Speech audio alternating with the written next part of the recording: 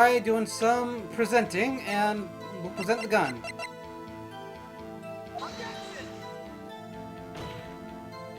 Nope. Ah, shit. Okay, well, I got nothing there.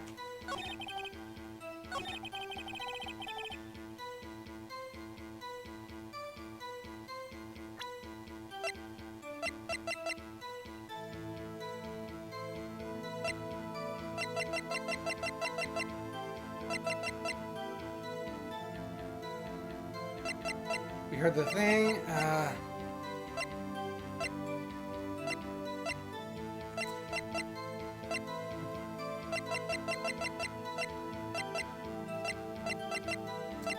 Maybe Lotta's thing will help.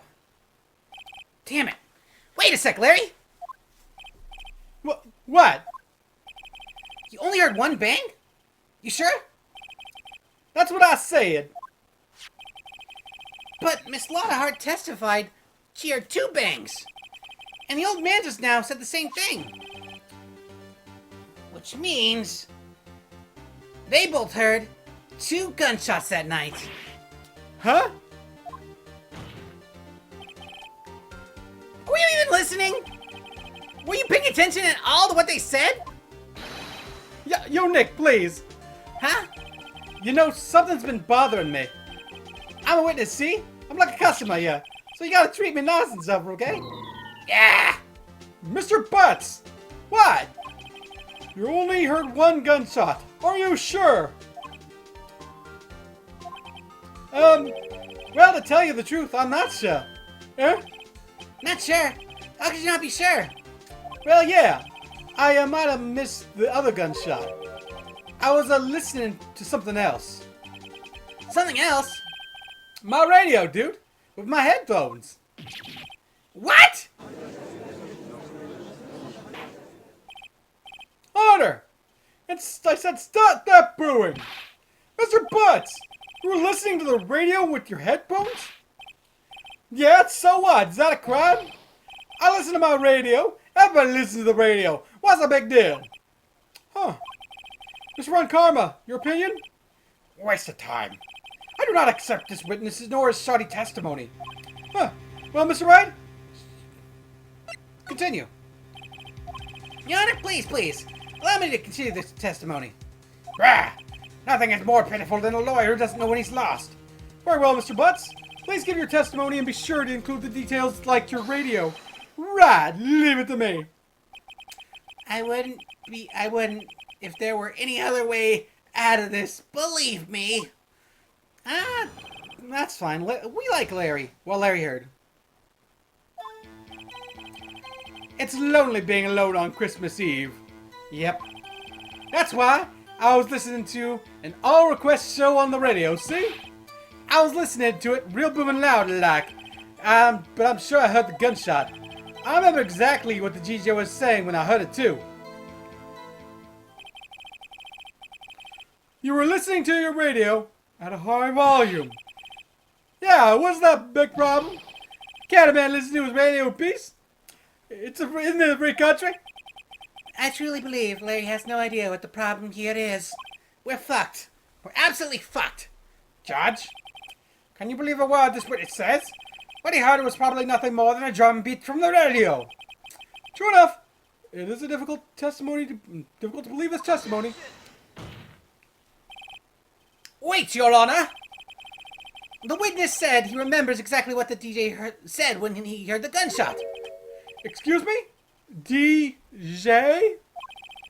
The announcer, the guy who says things on the radio. Anyway, what that means is when he heard the song, no music was playing. The DJ only talks between songs, so he could have heard the gunshot from the lake. I'd like to cross-examine the witness, Your Honor. Very well, Mr. Wright. I can't believe I'm continuing this charade. You and me both, man. You and me both. But we're going to keep going. What Larry heard. It's lonely being alone at Christmas. So you turn on the radio. Right. I just wanted to hear someone's voice, you know?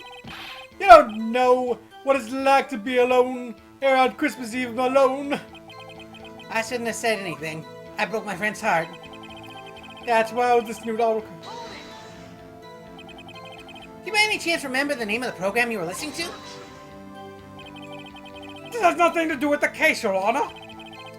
Objection sustained. The witness was listening to the radio. That's all we need to know. Tell us, Mr. Butts, how loud was your radio set that night? I was listening to like real booming loud like. Real booming loud? Yeah, you know.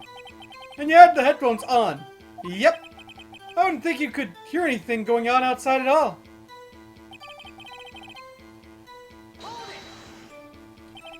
Can you prove that? No, of course you can't. Nah, I can't prove it. But I remember that moment real clear. I mean, while I was talking about it, it came back real clear, you know? I remember exactly what the DJ was saying when he heard it, too.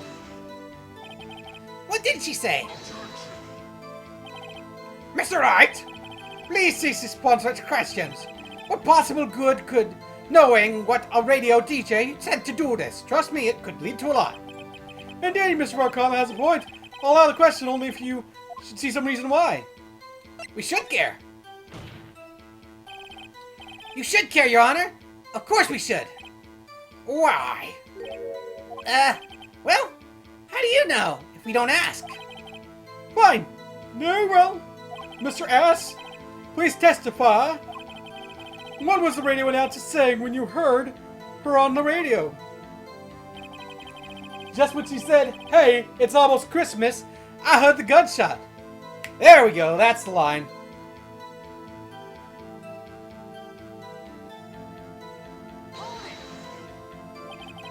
Are you sure? Of course I am. She had this real sexy voice. Huh, maybe Aunt Carmel's right. I'm not sure where he got fiddles.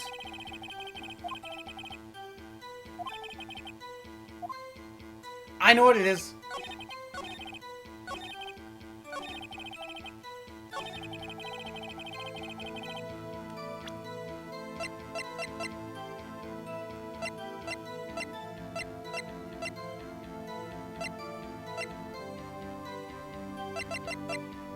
There we go. Just after midnight. Let's hope it works. There we go. Larry, are you absolutely sure what you're saying is correct? Huh? What's with that face? You're looking scary, dude. Hey, if you're trying to scare me, you better know I don't scare that easily. Is something the matter, Mr. Wright? Your Honor? Oh, your voice got deep. Did you just hear what the witness said? The DJ said, "Hey, it's almost Christmas," when he heard the gunshot. Indeed, and almost Christmas means it wasn't Christmas. Do you realize what this means?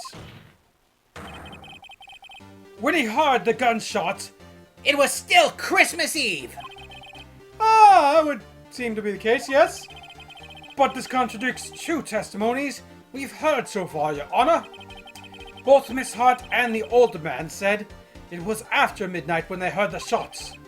In other words, when they heard the gunshots, it was already Christmas. This is a clear contradiction, Your Honor.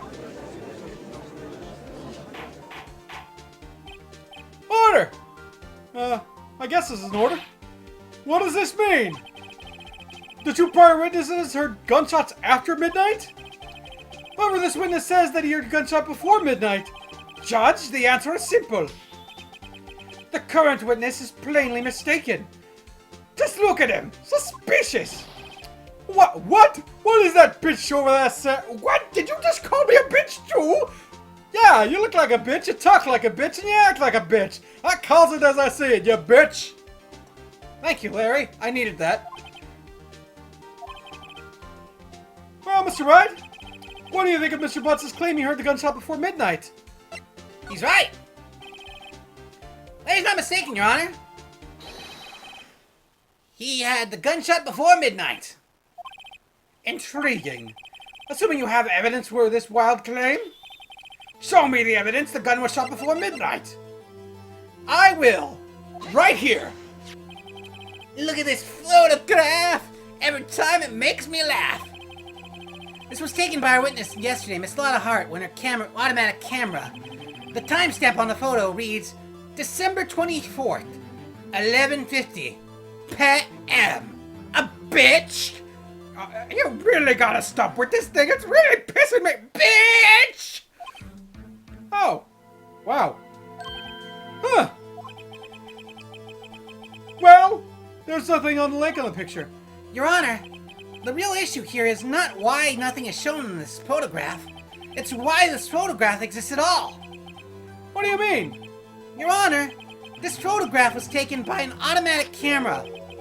That camera was set to go off in response to a loud noise. Aha! Correct. There was a loud noise on the lake at 10:50 or 11:50. That is why this photograph was taken. In other words, when Larry heard the gunshot, it was most definitely still Christmas Eve. Indeed, that would seem to be the correct assumption on that case. Then where does this leave us? Miss Hart testified that she heard the gunshots after midnight. Are you claiming that she was mistaken? Not at all, Your Honor. In fact, that camera was also triggered at 15 minutes after midnight. Your Honor, that night, there were two sets of gunshots within a 25-minute pause between them.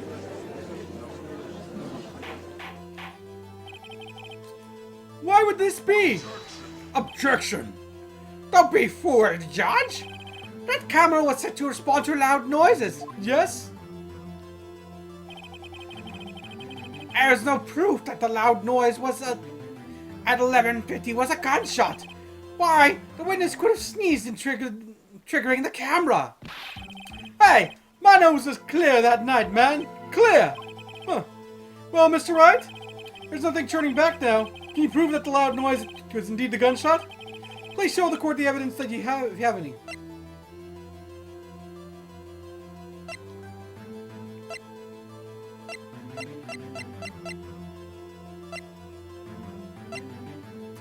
Alright,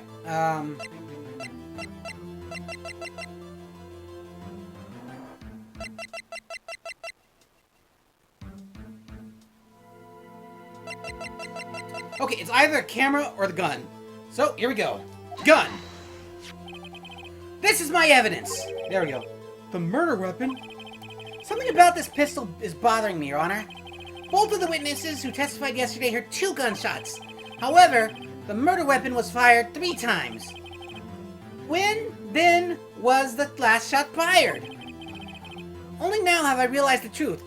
You're barely realizing this now? I've been clamoring on about this for about 2 weeks, man. What the fuck? The third shot was the shot Larry heard before midnight. Order! Huh. That makes sense, the evidence we've seen so far. However, this leaves me wondering exactly what did happen that night on the lake. Exactly. If this is true, there were 2 sets of gunshots separated by 25 minutes. One at 10:50 p.m., another at 15 minutes after midnight. Why, I asked you, why? Uh-oh, I better think of something quick. Wait a second. Gunshots separated by 25 minutes. Ah! What's wrong, Nick? I have it! Huh? Remember the case with the Steel Samurai? Huh? Yeah, of course I remember. The murderer in the case had the same idea as the murderer in that case. What do you mean? Maya! Yes? If we don't figure this out now, we'll never overturn Edgeworth's guilty verdict. I'm fumbling on words here. I've got a hunch, and I'm gonna run with it. Right, I mean, is this safe? Safe? You already gotten guilty verdict. We have nothing left to lose. No, we certainly don't. We've gotten guilty so many times. Just you watch, and let me know if I say anything that sounds fishy, okay? Right, Nick? Your Honor! Yes, Mr. Wright? The testimony just now has cleared up this entire case. What do you mean, Mr. Wright? Disc. So you finally realized the truth? There could be no other murderer here than Edgeworth himself. Wrong, Von Karma. A man was shot that night, but it wasn't Edgeworth who did the shooting. Listen, rookie. Take a deep breath and consider the facts. At the time of the murder, one boat was on the lake. One boat! That was shown by the witness photograph. The defendant Edgeworth and the victim Robert Hammond were on the boat. Bang!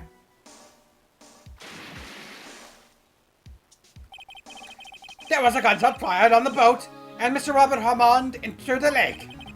The distance of the shooting was 1 meter. It couldn't have been suicide. Well? The guilty party has another man on the boat. I admit it's hard to imagine any other possibility. Yes! But this assumes that the victim was shot 15 minutes after midnight. What? What do you mean by that, Mr. Wright? We have photographic evidence at the time of the shooting. That timestamp on the photo says 15. But Larry heard a gunshot 25 minutes before that. Robert Hammond was killed 25 minutes before the shot on the lake. It's the only way Edgeworth can be innocent. Mr. Wright? Are you quite mad? Explain who the men in the boat are.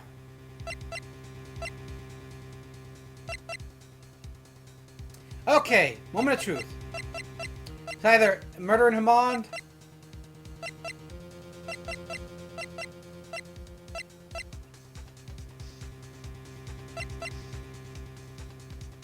murder in Hammond. It was the murder in Hammond. What are you saying? The contradictions... What you just told the court? You said Robert Hammond had been killed 25 minutes before the gunshot. Ah, crap. Shit. Ah, fuck!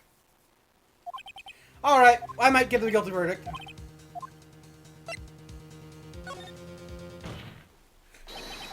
Of course it was Edgeworth and the murderer. After the murder killed Robert Hammond at 50. He assumed the guise of Mr. Hammond and to meet Edgeworth. Oh!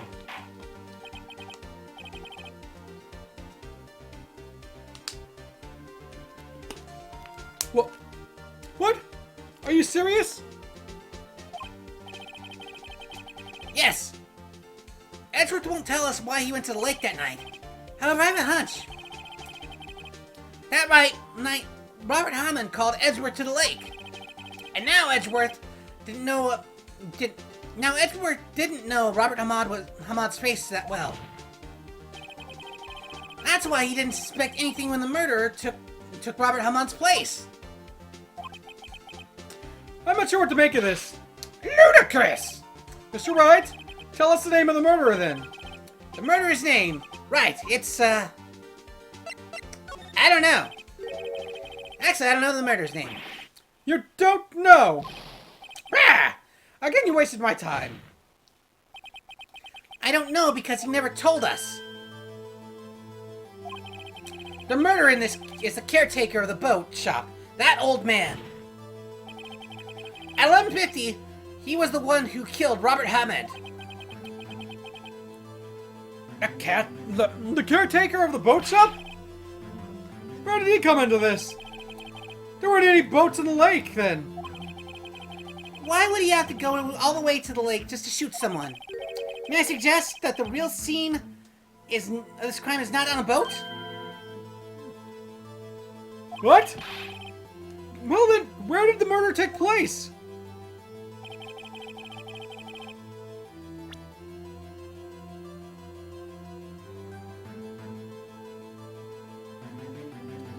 Okay. Right here? Around there, maybe. Shit. Maybe, Mr. Wright. Does maybe include the reason why the killer would choose a spot? Well, yes, well, maybe because there is no good reason for the murder thought we'd have explained it. Okay.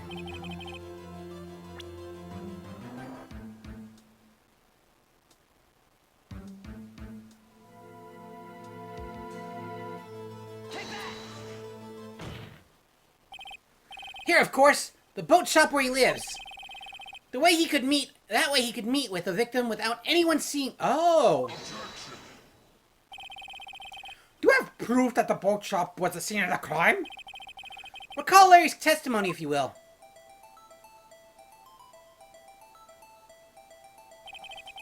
That night he was out on the lake with a boat searching for something.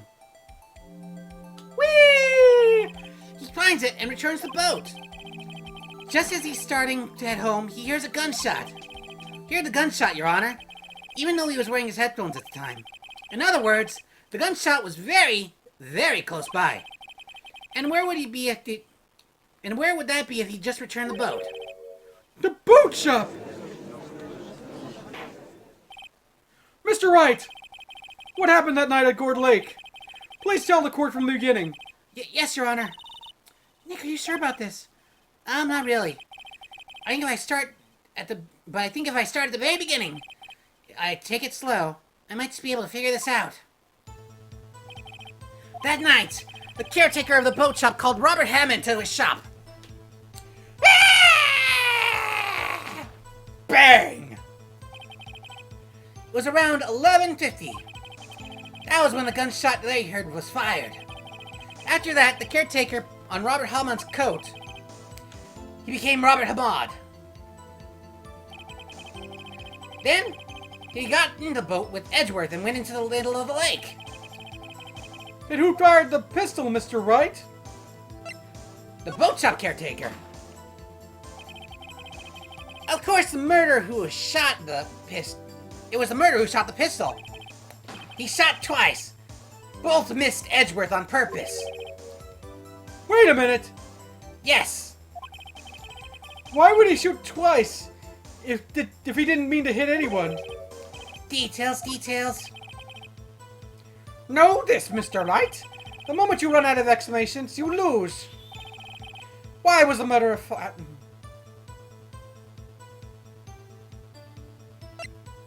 To create a witness. I believe he shot twice to create a witness, Your Honor. Create a witness? The murderer lifts his pistol and fires one shot. That ensures anyone who heard the shot would take a look at the lake. Indeed, Mr. Hart did exactly that after hearing the first gunshot. Next, the murderer waits a bit and he fires again. Then, the murderer jumps from the boat himself, leaving the pistol in the boat behind him. Huh. I see. There's someone looking from the edge of the lake. That would appear that the one in the boat was the one... Appear that one of the men on the boat had shot the other. The murderer didn't know about the automatic camera, of course. That's why he shot twice to draw the attention to the boat. Huh. Once you realize that, everything else falls into place. The boat shop caretaker swam back to his shop.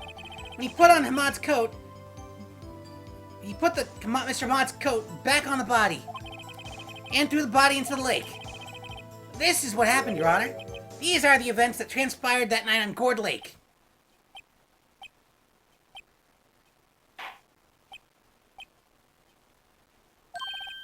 Bailiff, bring in the witness from before. The boat shop caretaker, quickly. Now shut the fuck up. We need him right now. Bring that bitch in. Very well.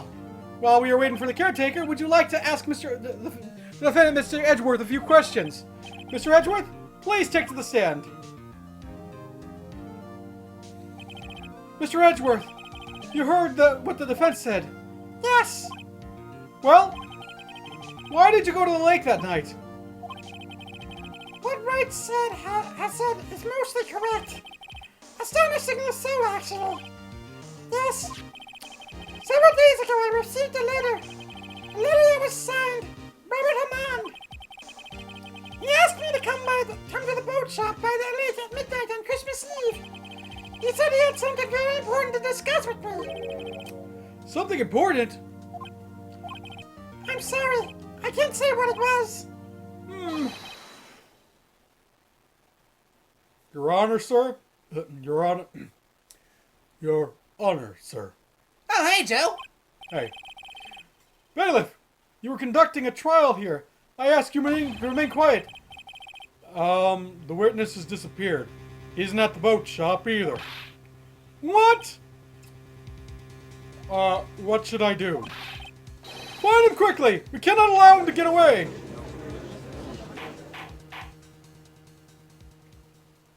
Well, that's bad. Mr. Ron Karma, your witness has disappeared. A search warrant has already been issued. This goes without saying, but that I cannot declare a verdict under these circumstances. I will extend the trial to tomorrow, the final day allowed. I request that the police department utilize all its forces to find this witness. Am I understood? One more thing. Just who is the boat shop caretaker? I think his identity has become very important to this trial. I want him, and I want to know who he is. Very well. Court's adjourned. Oh, man. Well, I was going to wrap this up this time around, but I guess not. District Court Defendant Lobby number 2. Dang, Nick, you did it! Yeah. Well, at least we got out from under the guilty verdict. And what about Larry? That was something else. Even though Von Karma didn't know what to do with the testimony, Larry really helped us out. Sure. Once I sifted through his unique testimony. Oh man, I cannot believe that, like, almost cost me the fucking trial there. Still, he did save us. I just wish our cases weren't so down to the wire all the time. I know what you mean. Sometimes I feel like it's on us on trial instead of our clients. Hey, Edgeworth. Mr. Edgeworth? Did you say something? Don't look so pained. I mean, it looks like you're probably gonna get off the hook. You could probably smile a little. I'm sorry, but I fear it's not over for me yet. What do you mean? What? There's something that's been troubling me for a long time now, and I don't know whether or not to tell you. Edgeworth? No, there's so little time left. I want to tell you to get it off my chest, but I can't make up my mind. What is this about, Edgeworth? It's the nightmare I've had. A memory of the crime that I committed. The crime you committed? A memory of the murder. Oh. Oh, no. Say it ain't so. Say it ain't so, say it ain't so, Edgeworth. Ah, I'm sad. I'm legit sad now. Love of mine, someday you will find. I'll find you after the dark. What was Mr. Edgeworth talking about? A memory of a crime that I committed. A memory of a murder. Do you really think Edgeworth killed? I don't believe it, not Edgeworth. Some painful memory has been troubling him recently. But he never takes someone's life, never!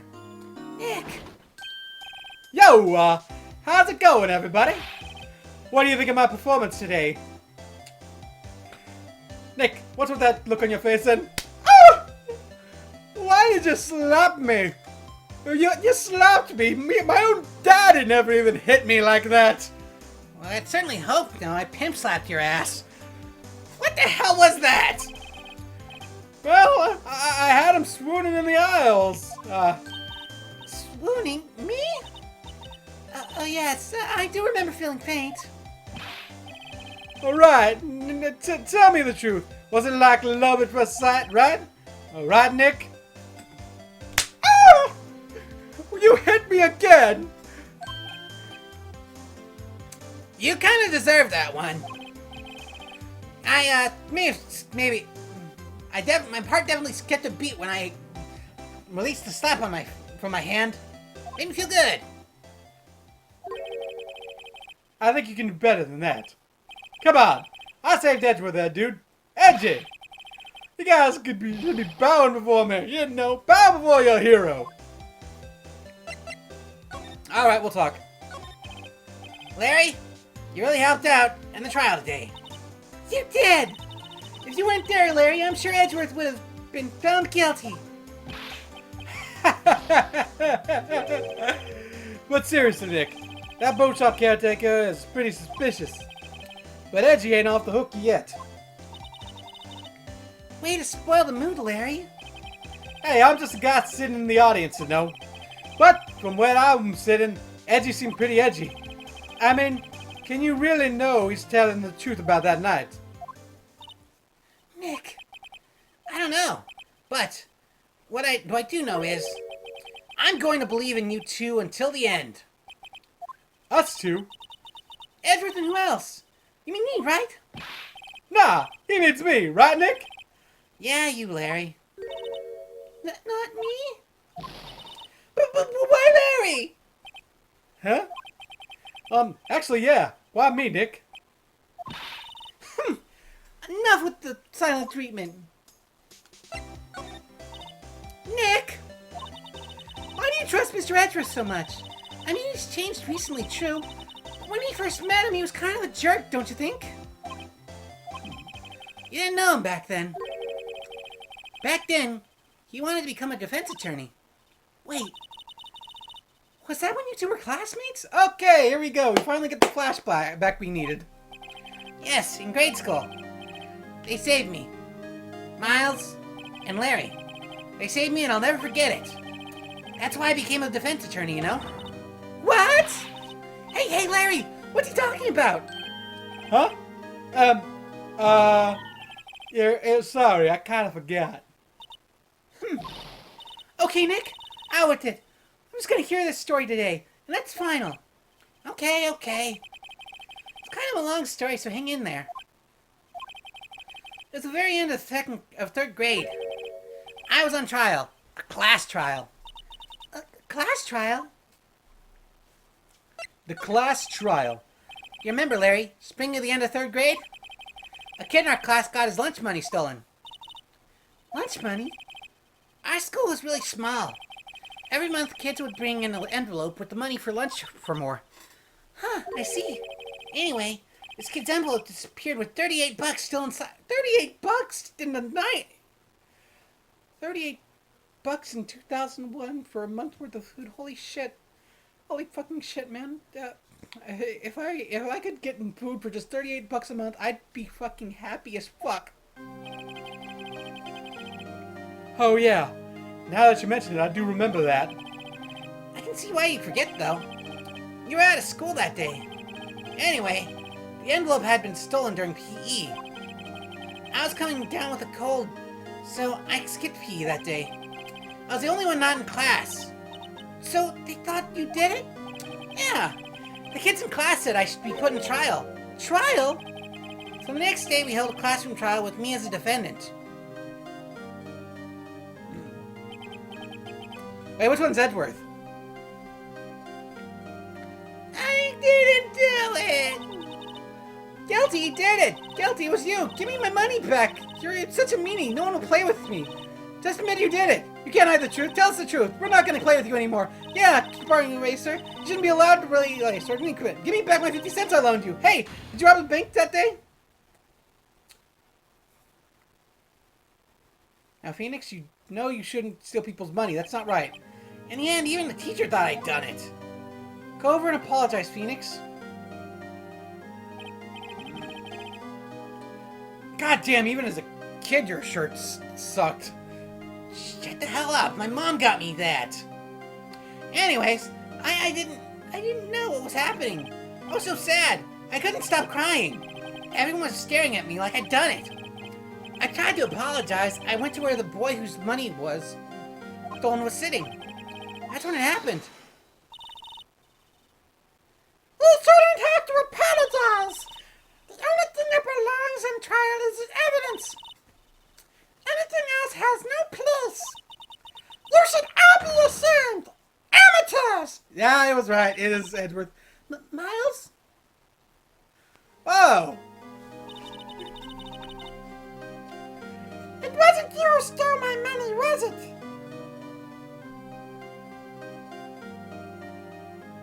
Oh! No.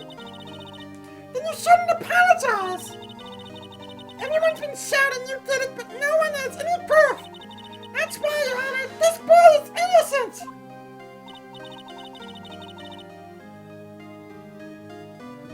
But Miles, it was your money that was stolen. Yeah, he did. He's the one. You don't need...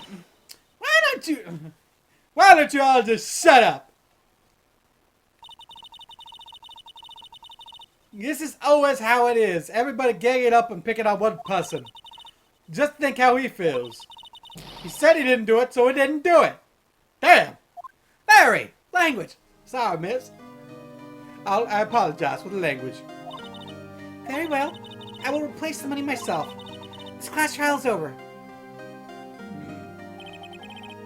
That's how it happened. After that, the three of us were the best of friends. Oh, that's actually really cute. Well, I had no idea. Yeah, I had no idea either. I mean, I forgot. Ah! What that time, Nick? Really? That's why I heard That's why I learned what it meant to be alone. Totally alone without a friend in the world. You did a good thing, Larry. Oh yeah, well, I was just lucky that I took that day off from school. If I'd have been there, they would have thought I'd done it. So, I took it kind of personally, say. When something smells, It's usually the butts. Ain't that the truth, Nick? Ain't that the truth? After the trial. Anyway, Edgeworth and I talked after the class trial. That's when I heard his father was defense attorney. I remember his eyes would shine when he talked about his father.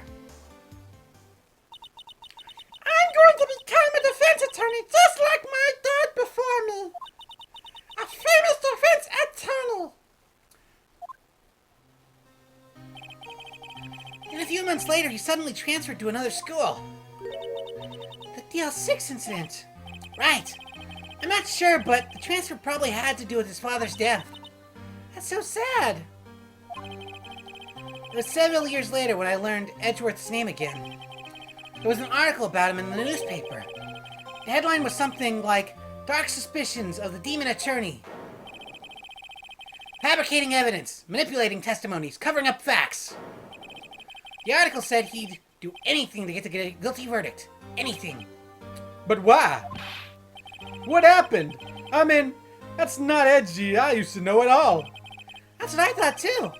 I tried to get in touch with him, but I don't know how many times. He never replied. I guess he didn't want to see his old friends. I couldn't just drop it though. I wanted to meet him and learn why he had become who he'd become. That's when I decided. Wait, you don't mean that's why he became a defense attorney? To meet Edgeworth?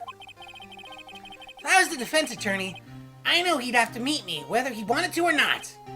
In court. Edgeworth believed in me, and I believe in him. He's in pain, and no one's on his side. I'm the only one who knows the real Edgeworth. I'm the only one who can help him. And by golly, I'll do it. Oh, Nick.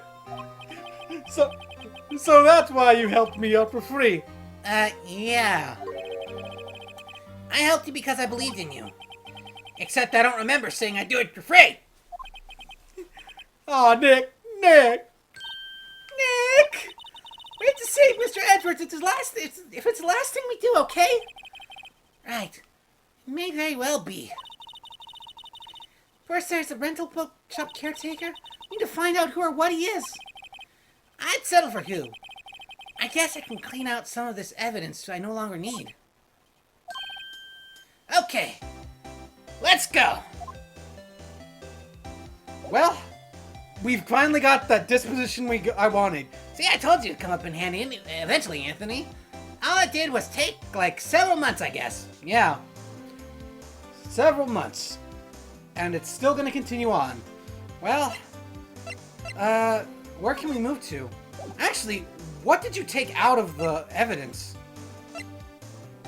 Okay, that's still there. Okay, the testimonies are still there. And so's Derek. We're gonna have to find Derek, aren't we? Yeah, we're gonna have to find Derek. Maybe. Maybe, just maybe, we'll be able to find Derek next time. Oh boy. It's just getting bigger and bigger each time,